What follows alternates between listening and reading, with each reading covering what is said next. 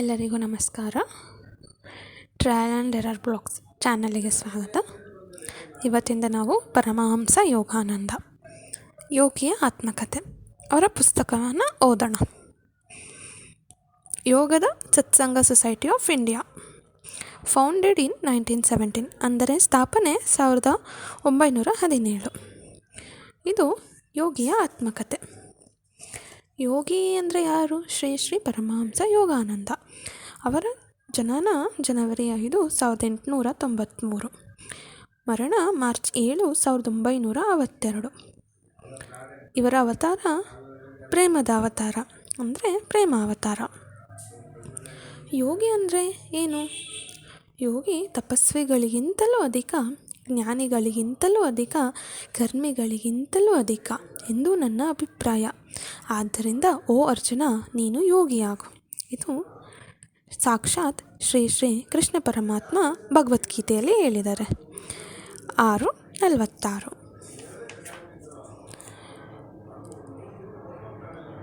ಶ್ರೀ ಶ್ರೀ ಪರಮಹಂಸ ಯೋಗಾನಂದರ ಆಧ್ಯಾತ್ಮಿಕ ಪರಂಪರೆ. ತಮ್ಮ ಬೋಧನೆಗಳನ್ನು ಜಗತ್ತಾದ್ಯಂತ ಹರಡಲು ಹಾಗೂ ಮುಂಬರುವ ಪೀಳಿಗೆಗಳಿಗಾಗಿ ಅವುಗಳ ಪರಿಶುದ್ಧತೆ ಮತ್ತು ಸಮಗ್ರತೆಯನ್ನು ಕಾಯ್ದಿಡಲೆಂದು ಪರಮಹಂಸ ಯೋಗಾನಂದರು ಯೋಗದ ಸತ್ಸಂಗ ಸೊಸೈಟಿ ಆಫ್ ಇಂಡಿಯಾವನ್ನು YSS 1917ರಲ್ಲಿ ಸೆಲ್ಫ್ ರಿಯಲೈಸೇಷನ್ ಫೆಲೋಶಿಪ್ SRF ಅನ್ನು 1920ರಲ್ಲಿ ಸ್ಥಾಪಿಸಿದರು.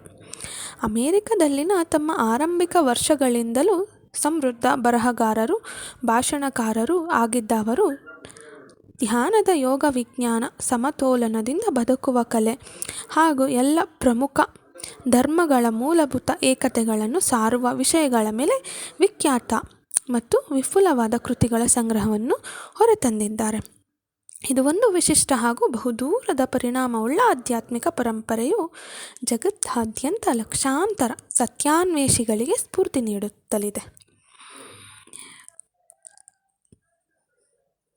ಪರಮಹಂಸ ಯೋಗಾನಂದರ ಸಮಗ್ರ ಕೃತಿಗಳನ್ನು ಶಾಶ್ವತವಾಗಿ ಮುದ್ರಣದಲ್ಲಿರಿಸಲು ಹಾಗೂ ಪ್ರಕಟಗೊಳಿಸಲು ಈಗ ನಡೆಯುತ್ತಿರುವ ಕಾರ್ಯವನ್ನು ಮುಂದುವರಿಸಿವೆ.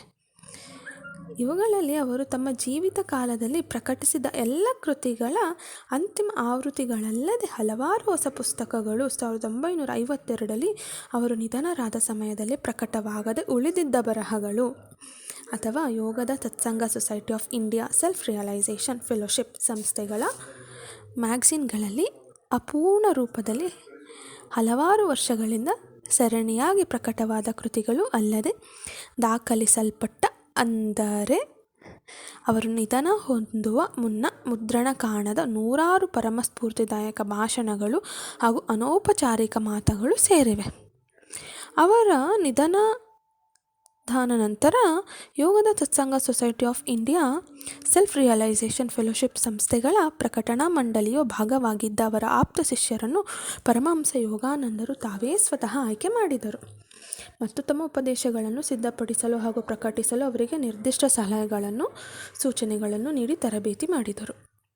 ತಮ್ಮ ಪ್ರೀತಿಯ ಜಗದ್ಗುರುವಿನ ಸಾರ್ವತ್ರಿಕ ಸಂದೇಶವು ತನ್ನ ಮೂಲ ಸತ್ವ ಹಾಗೂ ಯಥಾರ್ಥತೆಯನ್ನು ಕಾಪಾಡಿಕೊಂಡು ಬರಲು ಸಾಧ್ಯವಾಗುವಂತೆ YSS SRF ಸಂಸ್ಥೆಗಳ ಪ್ರಕಟಣಾ ಮಂಡಳಿಯ ಸದಸ್ಯರು ಅಜೀವ ಪರ್ಯಂತ ತ್ಯಾಗ ಮತ್ತು ನಿಸ್ವಾರ್ಥ ಸೇವೆಯ ಪ್ರತಿಜ್ಞೆಯನ್ನು ಕೈಗೊಂಡ ಸನ್ಯಾಸಿಗಳು ಹಾಗೂ ಸನ್ಯಾಸಿನಿಯರ ಈ ಮಾರ್ಗದರ್ಶಿ ಸೂತ್ರಗಳನ್ನು ಪವಿತ್ರ ನ್ಯಾಸವೆಂದು ಗೌರವಿಸುತ್ತಾರೆ. ಪರಮಹಂಸ ಯೋಗಾನಂದರು ತಾವು ಲಾಭಾಪೇಕ್ಷೆ ಇಲ್ಲದೆ ಸ್ಥಾಪಿಸಿದ ಈ ಸಂಸ್ಥೆಯು ತಮ್ಮ ಬೋಧನೆಗಳ ಅಧಿಕೃತ ಮೂಲವೆಂದು ಗುರುತಿಸಲು ಯೋಗದ Satsanga society of India self realisation fellowship ಲಾಂಛನವನ್ನು ಹಿಂದಿನ ಪುಟದಲ್ಲಿ ತೋರಿಸಲಾಗಿದೆ. ತಾವೇ ವಿನ್ಯಾಸ ಮಾಡಿದರು. ಶ್ರೀ ಶ್ರೀ ಪರಮಹಂಸ ಯೋಗಾನಂದರಿಂದ ಸ್ಥಾಪಿತವಾದ ಸಂಸ್ಥೆಯಿಂದ ಉಪಕ್ರಮಿಸಿರುವ ಹಾಗೂ ಅವರು ತಮ್ಮ ಬೋಧನೆಗಳನ್ನು ತಾವು ಸ್ವತಃ ಹೇಗೆ ನಡೆಬಯಸಿದ್ದರೋ ಹಾಗೆಯೇ ತಲುಪಿಸುವ ಒಗ್ಗೆ ಓದುಗರಿಗೆ ಆಶ್ವಾಸನೆ ನೀಡುತ್ತಾ YSS SRF ಹೆಸರು ಹಾಗೂ ಲಾಂಛನಗಳು ಎಲ್ಲ ಪುಸ್ತಕಗಳು ಹಾಗೂ ಮುದ್ರಿಕೆಗಳ ಮೇಲೆ ಮುದ್ರಿತವಾಗಿರುತ್ತದೆ. Yogoda Satsanga society of India self realisation Fellowship, ಇದರಲ್ಲಿ ಪರಮಹಂಸ ಯೋಗಾನಂದರು ತಾವೇ ಸ್ವತಃ ಬರೀತಾರೆ ಈ ಬುಕ್ಕನ್ನು. ಆದರೆ ಅವ್ರ ಶಿಷ್ಯರನ್ನ ಅವರೇ ಚೂಸ್ ಮಾಡ್ತಾರೆ. ಈ ಬುಕ್ಕನ್ನು ಪಬ್ಲಿಷ್ ಮಾಡೋದಕ್ಕೆ ಏನೆಲ್ಲ ಕೆಲಸಗಳಿರುತ್ತೆ ಅದನ್ನು ಮಾಡಿ ನೀವು ಅಂತ. ಈ ಬುಕ್ಕನ್ನು ಅವ್ರ ಗುರುಗಳಿಗೆ ಧನ್ಯರು, ಪೂಜ್ಯರು, ಆರಾಧನೀಯರು ಆದ ನನ್ನ ಗುರುದೇವ ಶ್ರೀ ಶ್ರೀ ಸ್ವಾಮಿ ಯುಕ್ತೇಶ್ವರಗಿರಿ ಮಹಾರಾಜರ ದಿವ್ಯ ಹಸ್ತಗಳಿಗೆ ಸಮರ್ಪಣೆ ಮಾಡಿಸ್ತಾರೆ. ಇದರಲ್ಲಿ ನಮಗೆ ಒಟ್ಟು 49 ಅಧ್ಯಾಯಗಳಿರುತ್ತೆ. ಭಾವಚಿತ್ರಗಳ ಪಟ್ಟಿ ಇರುತ್ತೆ. ಯೋಗಿ ಆತ್ಮಹತ್ಯೆಗೆ ಜಯಘೋಷ ಅಂದರೆ ಈ ಬುಕ್ ಬಗ್ಗೆ ಏನು ಹೇಳಿರ್ತಾರೆ ಅದು ಕೊಟ್ಟಿದ್ದಾರೆ. ಮತ್ತು ಈ ಬುಕ್ ಬಗ್ಗೆ ಒಂದು ಸಮರಿ ಅಂದರೆ ಅವ್ರ ಒಪಿನಿಯನ್ ಏನಿರುತ್ತೆ ಅದನ್ನು ಉಪೋದ್ಘಾತ WY ಇವಾನ್ಸ್ ವೆನ್ಸ್ ಅವರು ಜೀಸಸ್ ಕಾಲೇಜ್ ಆಕ್ಸ್ಫರ್ಡ್ ಅವರು ಅದನ್ನು ಹೇಳ್ತಾರೆ. ಅವರು ಏನು ಹೇಳಿದ್ದಾರೆ ಅಂದರೆ, ಯೋಗಾನಂದಜಿಯವರ ಆತ್ಮಕಥೆ ಭಾರತದ ಪ್ರಾಜ್ಞರ ಬಗ್ಗೆ ಪತ್ರಕರ್ತರು ಹೊರದೇಶದವರು ಬರೆದ ಗ್ರಂಥವಾಗದೆ ತಮ್ಮ ಜನಾಂಗದವರೇ ತಮ್ಮ ಶಿಕ್ಷಣವನ್ನು ಪಡೆದವರೇ ಇಂಗ್ಲೀಷಿನಲ್ಲಿ ಬರೆದ ಕೆಲವು ಗ್ರಂಥಗಳಲ್ಲಿ ಒಂದೆಂಬ ವಿಷಯ ಅವರ ಮೌಲ್ಯವನ್ನು ಅತಿಶಯವಾಗಿ ಏರಿಸಿದೆ. ಅಂದರೆ ಈ ಬುಕ್ಕನ್ನ ಸ್ವತಃ ಪರಮಹಂಸ ಯೋಗಾನಂದ ಅವರೇ ಬರೆದಿರೋದು, ಬೇರೆಯವ್ರು ಬರೆದಿಲ್ಲ. ಆದರೆ ಅವರು ಅದನ್ನು ಇಂಗ್ಲೀಷಲ್ಲಿ ಬರೆದಿದ್ದಾರೆ. ಅದನ್ನು ಅವ್ರು ಹೇಳ್ತಾ ಇದ್ದಾರೆ ಏನಂದರೆ, ಇದು ಯೋಗಿಗಳ ಬಗ್ಗೆ ಒಬ್ಬ ಯೋಗಿ ಬರೆದ ಗ್ರಂಥ. ಆಧುನಿಕ ಕಾಲದ ಹಿಂದೂ ಮಹಾತ್ಮರ ಅಸಾಧಾರಣ ಜೀವನ ಹಾಗೂ ಶಕ್ತಿಗಳನ್ನು ಪ್ರತ್ಯಕ್ಷವಾಗಿ ಕಂಡು ಹೇಳುವಂತಹ ಈ ಪುಸ್ತಕ ಯಥಾಕಾಲದ ಹಾಗೂ ಕಾಲಾತೀತವಾದ ಪ್ರಾಮುಖ್ಯವನ್ನು ಪಡೆದಿದೆ. ಭಾರತದಲ್ಲಿ ಹಾಗೂ ಅಮೇರಿಕದಲ್ಲಿ ಈ ಆದರ್ಶಪ್ರಾಯರಾದ ಗ್ರಂಥಕರ್ತೃವನ್ನು ನೋಡುವ ಸೌಭಾಗ್ಯ ನನಗಿತ್ತು. ಅವರಿಗೆ ಪ್ರತಿಯೊಬ್ಬ ಓದುಗನನ್ನು ತನ್ನ ಮೆಚ್ಚುಗೆಯನ್ನು ಸೂಚಿಸುವುದಲ್ಲದೆ ಕೃತಜ್ಞನಾಗಿರಬೇಕು ಅಲ್ವಾ. ಯೋಗಿಗಳು ಅವ್ರ ಜೀವನ ಚರಿತ್ರೆನ ಬರೆದ್ರೆ ಅದು ನಮಗೆ ಎಷ್ಟು ಒಳ್ಳೆಯದಂದರೆ, ಓದಿದರೆ ನೀವು ನಿಮ್ಮ ಮನಸ್ಥಿತಿ ಸರಿ ಇಲ್ಲ ಅಂದರೆ, ಜೀವನದಲ್ಲಿ ತುಂಬ ಬೇಜಾರಾಗಿದ್ದರೆ ಇವ್ರುಗಳ ಬುಕ್ನೆಲ್ಲ ಓದಿ, ನಿಮಗೆ ಚೇಂಜಸ್ ಫೀಲ್ ಆಗುತ್ತೆ.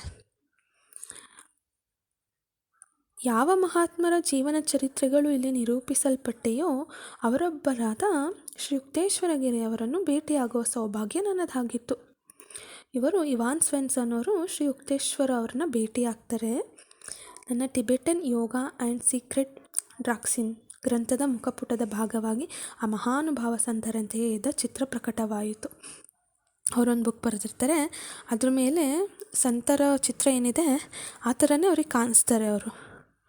ಅವರು ಶ್ರೀ ಯುಕ್ತೇಶ್ವರರನ್ನು ಭೇಟಿಯಾದದ್ದು ಬಂಗಾಳ ಕೊಲ್ಲಿಯ ತೀರದ ಒರಿಸ್ಸಾದ ಪುರಿಯಲ್ಲಿ. ಆಗ ಅವರು ಸಮುದ್ರ ತೀರದ ಪ್ರಶಾಂತ ಆಶ್ರಮದ ಮುಖ್ಯಸ್ಥರಾಗಿದ್ದರು. ಯುವ ಶಿಷ್ಯರ ತಂಡವೊಂದಕ್ಕೆ ಆಧ್ಯಾತ್ಮಿಕ ಶಿಕ್ಷಣ ಕೊಡುವುದರಲ್ಲಿ ಪ್ರಧಾನತಃ ನಿರತರಾಗಿದ್ದರು. ಅವರು ಇಂಗ್ಲೆಂಡಿನ ಜನರ ಯೋಗಕ್ಷೇಮದ ಬಗ್ಗೆ ತುಂಬ ಆಸಕ್ತಿ ಪ್ರದರ್ಶಿಸ್ತಾರೆ. ದೂರದಲ್ಲಿ ಏನು ನಡೀತಿದೆ ಅಂತ ತಿಳ್ಕೊತಾರೆ. ಅವರೇ ತಮ್ಮ ರಾಯಭಾರಿಯನ್ನಾಗಿ 1920ರಲ್ಲಿ ಕಳಿಸಿಕೊಟ್ಟಿದ್ರಲ್ಲ ತಮ್ಮ ಪ್ರಧಾನ ಶಿಷ್ಯ ಪರಮಹಂಸ ಯೋಗಾನಂದ ಅವ್ರ ಬಗ್ಗೆ ಕೇಳ್ತಾರೆ. ಶ್ರೀ ಯುಕ್ತೇಶ್ವರ ಮುಖಭಾವದಲ್ಲಿ ಹಾಗೂ ಧ್ವನಿಯಲ್ಲಿ ತುಂಬ ಸಾಫ್ಟ್ ಇರುತ್ತೆ, ಅಂದರೆ ಮೃದುತ್ವ ಉಳ್ಳವರು, ಪ್ರಿಯದರ್ಶನರು, ಅನುಚರರು, ಸ್ವಯಂ ಪ್ರೇರಣೆಯಿಂದ ಅವರಿಗೆ ಕೊಡುತ್ತಿದ್ದ ಗೌರವಕ್ಕೆ ಅವರು ಪಾತ್ರರಾಗಿದ್ದರು. ಅವ್ರನ್ನ ನೋಡಿದರೆ ರೆಸ್ಪೆಕ್ಟ್ ಅಂತ ಏನಂತೀವಿ, ಗೌರವ ಏನಂತೀವಿ, ಅದು ಅದಾಗದೆ ಬರುತ್ತೆ.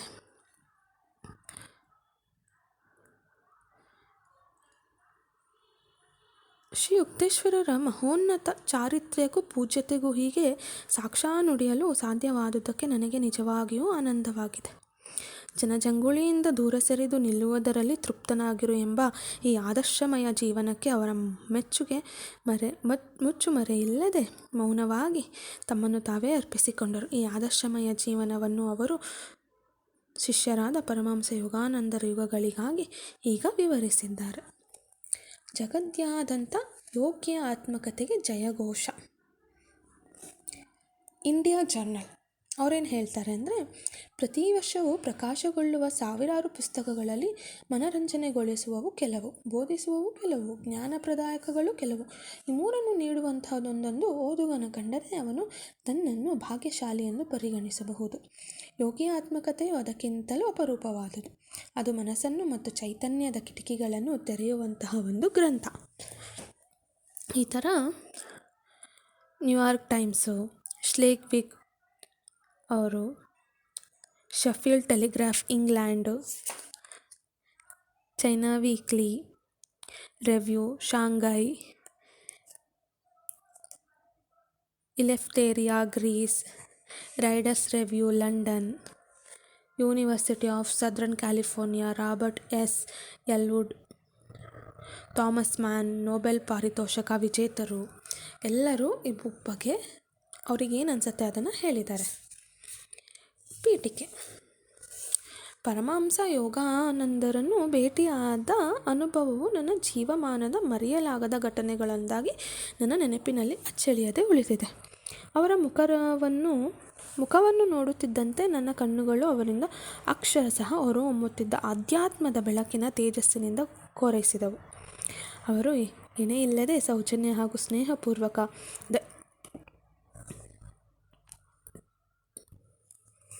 ದಯಾಪರತೆಗಳು ಬೆಚ್ಚಗಿನ ಬಿಸಿಲಿನಂತೆ ನನ್ನನ್ನು ಆವರಿಸಿದವು. ಆಧ್ಯಾತ್ಮಿಕ ವ್ಯಕ್ತಿಯಾಗಿದ್ದರೂ ಅವರು ತಿಳಿವಳಿಕೆ ಮತ್ತು ಸೂಕ್ಷ್ಮ ದೃಷ್ಟಿಗಳು ತೀರಾ ಸಾಮಾನ್ಯ ಸಮಸ್ಯೆಗಳಿಗೂ ವಿಸ್ತರಿಸಿದುದು ನನಗೆ ಕಂಡುಬರುತ್ತಿತ್ತು. ಅದರಲ್ಲಿ ನಾನು ಭಾರತದ ಪ್ರಾಚೀನ ಜ್ಞಾನದ ಸಾರವನ್ನು ಹೊತ್ತು ಹರಡುತ್ತಿರುವ ಭಾರತದ ನಿಜವಾದ ರಾಯಭಾರಿಯನ್ನು ಕಂಡೆ. ಇದನ್ನು ಡಾಕ್ಟರ್ ಬಿನಯ್ ಆರ್ ಸೆನ್, ಭಾರತದ ಮಾಜಿ ರಾಯಭಾರಿ, ಅಮೆರಿಕ ಸಂಯುಕ್ತ ಸಂಸ್ಥಾನಕ್ಕೆ, ಅವರು ಹೇಳಿದ್ದಾರೆ. ಆಟೋಬಯೋಗ್ರಫಿ ಆಫ್ ಎ ಯೋಗಿಯ ರಚನೆಗಾಗಿ ಪರಮಹಂಸ ಯೋಗಾನಂದರು ಹಲವಾರು ವರ್ಷಗಳ ಕಾಲ ಕೆಲಸ ಮಾಡಿದ್ದಾರೆ. ಅವರ ಮೊಟ್ಟಮೊದಲ ಹಾಗೂ ಅತ್ಯಂತ ಆಪ್ತ ಶಿಷ್ಯರುಗಳಲ್ಲೊಬ್ಬರಾದ ಶ್ರೀ ದಯಾಮಾತಾ ಹೀಗೆ ನೆನಪಿಸಿಕೊಳ್ಳುತ್ತಾರೆ. ದಯಾಮಾತಾ ಅವರು 1931ರಲ್ಲಿ ಮೌಂಟ್ ವಾಷಿಂಗ್ಟನ್ ಬಂದಾಗ ಪರಮಹಂಸಜಿ ತಮ್ಮ ಆಪ್ತಕತೆಯ ಕೆಲಸವನ್ನು ಆಗಲೇ ಆರಂಭಿಸಿದ್ದರು. ಒಮ್ಮೆ ನಾನು ಅವರ ಅಧ್ಯಯನದ ಕೋಣೆಗೆ ಕಾರ್ಯದರ್ಶಿಯ ಕೆಲಸದ ನಿಮಿತ್ತ ಹೋಗಿದ್ದಾಗ ನನಗೆ ಅವರು ಬರೆದ ಮೊದಲ ಅಧ್ಯಾಯಗಳಲ್ಲಿ ಒಂದಾದ ಹುಲಿಸ್ವಾಮಿಯನ್ನು ನೋಡುವ ಅವಕಾಶ ಒದಗಿತು. ಅವರು ನನಗೆ ಅದನ್ನು ಜೋಪಾನವಾಗಿಡಲು ಹೇಳಿ ಅದು ತಾನು ಬರೆಯುತ್ತಿರುವ ಪುಸ್ತಕದ ಭಾಗವಾಗಲಿದೆ ಎಂದು ವಿವರಿಸಿದರು. ಪುಸ್ತಕದ ಹೆಚ್ಚಿನ ಭಾಗವನ್ನು ನಂತರ, ಅಂದರೆ 1937 ಮತ್ತು 1945ರ ನಡುವೆ ಬರೆಯಲಾಯಿತು. 1935ರ ಜೂನ್ನಿಂದ 1936 ಅಕ್ಟೋಬರ್ವರೆಗೆ ಶ್ರೀ ಯೋಗಾನಂದರು ತಮ್ಮ ಗುರುವಾದ ಶ್ರೀ ಯುಕ್ತೇಶ್ವರರನ್ನು ಕೊನೆಯ ಬಾರಿ ಭೇಟಿಯಾಗಲು ಭಾರತದ ಪ್ರವಾಸದಲ್ಲಿದ್ದರು. ಅಲ್ಲಿದ್ದಾಗ ಅವರು ತಮ್ಮ ಆತ್ಮಕಥೆಗಾಗಿ ಬಹಳಷ್ಟು ವಾಸ್ತವ ಸಂಗತಿಗಳನ್ನು ಹಾಗೂ ನಂತರ ತಮ್ಮ ಪುಸ್ತಕದಲ್ಲಿ ಅವರುಗಳ ಜೀವನವನ್ನು ಅದೆಷ್ಟು ವಿಸ್ಮರಣೀಯವಾಗಿ ವಿವರಿಸಲಿದ್ದ ತಮಗೆ ತಿಳಿದಿದ್ದ ಕೆಲವು ಸಂತರ ಸನ್ಯಾಸಿಗಳ ಕಥೆಗಳನ್ನು ಸಂಗ್ರಹಿಸಿದರು. ಲಾಹಿರಿ ಮಹಾಶಯರ ಜೀವನವನ್ನು ಕುರಿತು ನಾನು ಬರೆಯಬೇಕೆಂಬ ಶ್ರೀ ಯುಕ್ತೇಶ್ವರರ ಮನವಿಯನ್ನು ನಾನೆಂದೂ ಮರೆತಿಲ್ಲ. ನಾನು ಭಾರತದಲ್ಲಿಷ್ಟು ಕಾಲ ಯೋಗಾವತಾರ ನೇರ ಶಿಷ್ಯಂದರು ಹಾಗೂ ಸಂಬಂಧಿಗಳನ್ನು ಸಂಧಿಸುವ ಅವಕಾಶಗಳನ್ನು ಹುಡುಕುತ್ತಿದ್ದೆ. ಅವರು ಹೇಳಿದ ಮಾತುಗಳನ್ನು ಬೃಹತ್ ಪ್ರಮಾಣದಿಂದ ಟಿಪ್ಪಣಿಗಳಲ್ಲಿ ದಾಖಲಿಸಿಕೊಂಡು ಅವುಗಳ ವಾಸ್ತವಾಂಶವನ್ನು, ದಿನಾಂಕಗಳನ್ನು ಪರಿಶೀಲಿಸಿದೆ ಹಾಗೂ ಛಾಯಾಚಿತ್ರಗಳನ್ನು, ಹಳೆಯ ಪತ್ರಗಳನ್ನು ಮತ್ತು ದಾಖಲೆಗಳನ್ನು ಸಂಗ್ರಹಿಸಿದೆ ಎಂದು ನಂತರ ಅವರು ಬರೆದಿದ್ದಾರೆ. ಅಂತಿಮವಾಗಿ 1945ರಲ್ಲಿ ಪುಸ್ತಕವನ್ನು ಮುಕ್ತಾಯಗೊಳಿಸುವ ಸಂತೋಷಕರ ದಿನ ಬಂದೇ ಬಂದಿತು. ಪರಮಹಂಸಜಿಯವರು ಕೊನೆಯ ಶಬ್ದಗಳನ್ನು ಹೀಗೆ ಬರೆದರು: ಭಗವಂತ, ನೀನು ಈ ಸನ್ಯಾಸಿಗೆ ದೊಡ್ಡ ಸಂಸಾರವನ್ನೇ ಕೊಟ್ಟಿರುವೆ. ನಂತರ ಪೆನ್ನನ್ನು ಕೆಳಗಿಟ್ಟು ಆನಂದದಿಂದ ಹೀಗೆ ಉದ್ಗರಿಸಿದರು: ಎಲ್ಲ ಆಯಿತು, ಇದು ಮುಗಿಯಿತು. ಈ ಪುಸ್ತಕವು ಲಕ್ಷಾಂತರ ಜನರ ಬದುಕನ್ನು ಬದಲಿಸುತ್ತದೆ. ನಾನು ಹೋದ ಮೇಲೆ ಇದು ನನ್ನ ಹರಿಕಾರನ ಆಗಿರುತ್ತದೆ. ನಂತರ ಪ್ರಕಾಶರನ್ನು ಹುಡುಕುವ ಜವಾಬ್ದಾರಿ ತಾರಾಮಾತಾರದಾಯಿತು. ಪರಮಹಂಸ ಯೋಗಾನಂದರು 1924ರಲ್ಲಿ ಸ್ಯಾನ್ ಫ್ರಾನ್ಸಿಸ್ಕೋಯಲ್ಲಿ ಶರಣಿ ಉಪನ್ಯಾಸ ಹಾಗೂ ತರಗತಿಗಳು ನಡೆಸುತ್ತಿದ್ದಾಗ ತಾರಾಮಾತಾರನ್ನು ಭೇಟಿಯಾದರು. ಅಪೂರ್ವ ಸೂಕ್ಷ್ಮದೃಷ್ಟಿ ಇದ್ದ ತಾರಾಮಾತಾರವರು ಅತ್ಯಂತ ಮುಂದುವರಿದ ಶಿಷ್ಯರಿಂದ ಸಣ್ಣ ವ್ಯೂಹದಲ್ಲಿ ಒಬ್ಬರಾದರು.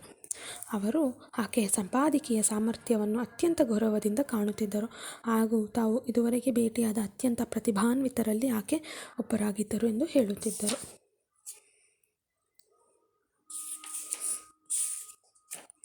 ಕೊನೆಗೆ ಈ ಪುಸ್ತಕದ ಅಂತಿಮ ಅಧ್ಯಾಯದಲ್ಲಿ ಪರಮಹಂಸ ಯೋಗಾನಂದರು ವಿಶ್ವಾದ್ಯಂತ ಸಕಲ ಧರ್ಮಗಳು, ಸಂತರು ಮತ್ತು ಋಷಿಗಳ ತಲಾಂತರದಿಂದ ದೃಢೀಕರಿಸಿದ ಗಹನವಾದ ಭರವಸೆಯನ್ನು ಕೊಡುತ್ತಾರೆ.